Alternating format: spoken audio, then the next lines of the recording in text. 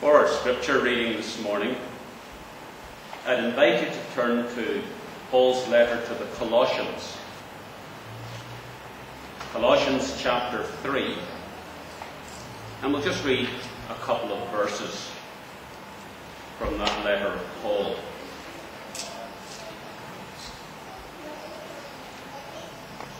Colossians chapter 3 and verses 12 and 13.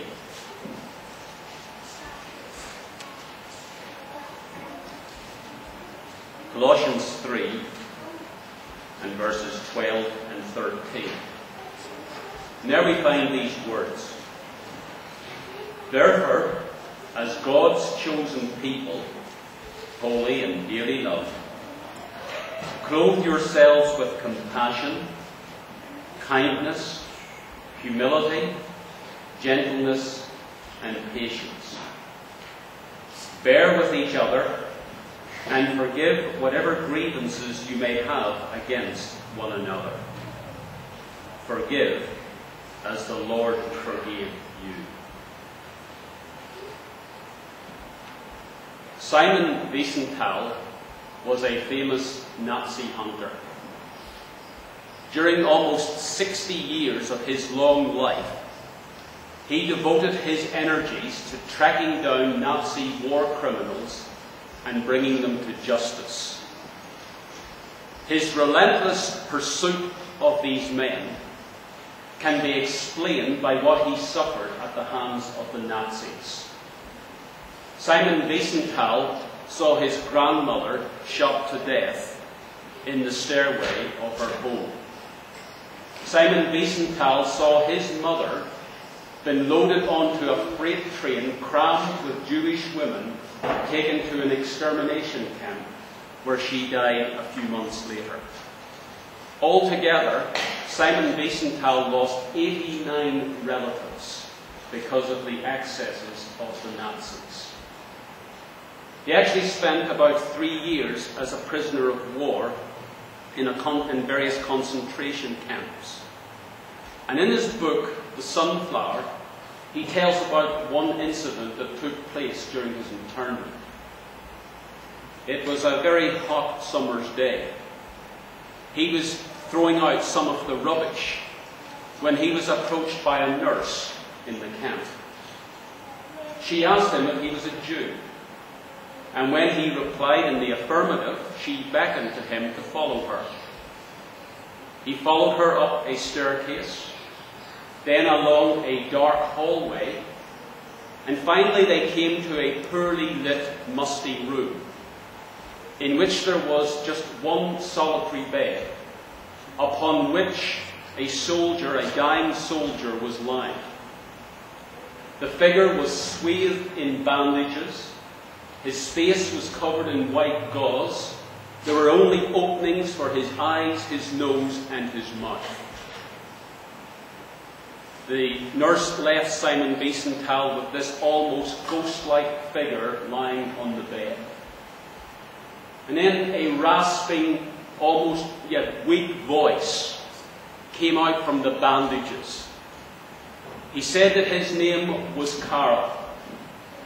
He had served as an officer in the SS, Hitler's secret police, and he wanted to make a deathbed confession. And so he began to tell his story. He told Wiesenthal of his devout Catholic upbringing, how he had wanted to become a priest, but he had got caught up in the Hitler Youth movement.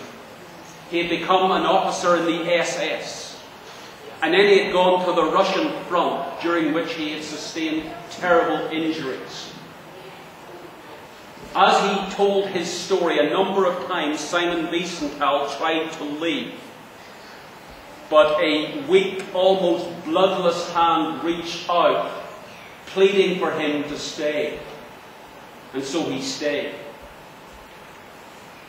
And then this dying soldier came to an incident which had burned itself into his conscience. He had been with a German detachment that had been ambushed by the Russians. Over 30 members of the unit had been blown to pieces by the booby traps that had been left for them. And in a terrible act of revenge, they had rounded up all the local Jews, about 300 of them, and herded them into a building. They proceeded to douse the building with petrol, and then they set it alight. And if anybody tried to escape, they were just shot down in cold blood. And this soldier said, I can remember this woman and her little son, and they tried to escape, and I shot them. Oh God, I shot them. And he went on to tell of other atrocities, but he kept coming back to this story. And then eventually he got to the end of his confession. And he said, I know I'm going to die. I have very little time left. I don't know who you are, but you're a Jew, and that is enough. I have done terrible things against your people, and I need to be forgiven. I know that what I'm asking you is so difficult, but I cannot die in peace unless you, as a Jew, forgive me for what I've done against your people. And then his voice trailed off, and the room was left in silence.